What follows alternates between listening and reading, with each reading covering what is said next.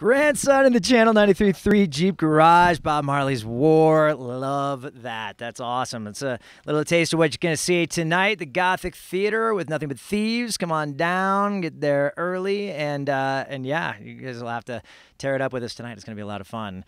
And yeah, so... Don't you have to cut to commercials at some point? No, we did that. We're taking care of it. Now we're rolling at this point. Cut it. Yeah, my director over here, Nick, is always like, telling me what to do and stuff, bossing me around. I get it, man. So let me ask you, and I hate asking this question because it always feels so trite as an interviewer, so played out. But I gotta, because the name grandson, I can think of a whole lot of symbolism, a whole lot of reasons to call yourself grandson. But I'd love to know what your reasons are. Yeah, absolutely. The name was coming about because rock and roll for me was it felt like a return in some way. It felt like a homecoming. There was an air of familiarity and nostalgia to it because I grew up on rock and roll, but then I spent a lot of time listening to hip-hop and electronic music, and it took me a long time to actually find my voice as a musician, especially in this space. So I wanted a voice, or rather I wanted a name that paid homage to that familiarity. So one of the ways we did that was right from the beginning. I knew I wanted to have a kind of black and white, kind of grainy aesthetic to everything we were doing.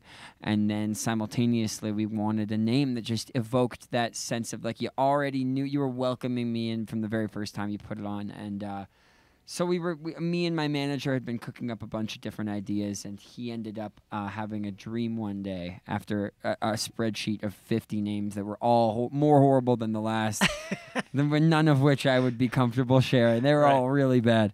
But he had a dream. He messaged me one day and said, how's grandson work? And I was like, that checks all the boxes. That's awesome. Yeah, and it was one of those things that I think from a creative standpoint, it's very easy to get analysis paralysis when you're figuring out some of the what feel like the big details, but are really just means to get back to work. So yeah. I was excited to figure it out just so I didn't have to think about it anymore. But yeah, that's cool. how I became grandson. That's awesome, man. I like it. I like it a lot. Well, right on. Well, thank you guys so much for being here. Thanks for taking the time to come see us. And can't wait for your show at the Gothic tonight. It's going to be a blast. Anytime and every time. There's no better place to find alternative music than right here at 93.3. Yes, that's right. and we should have a podcast where we give hair tips as well. Oh, my God. I mean, I wasn't going to bring it up until you did. But, I mean, come on. Man. Definitely. Goes without saying. Yeah. Right on. So you guys got one more song for us? I got one more song for you, and y'all might be familiar with it. It's a song about greed, accountability, and revenge, and it's called Bloodwater.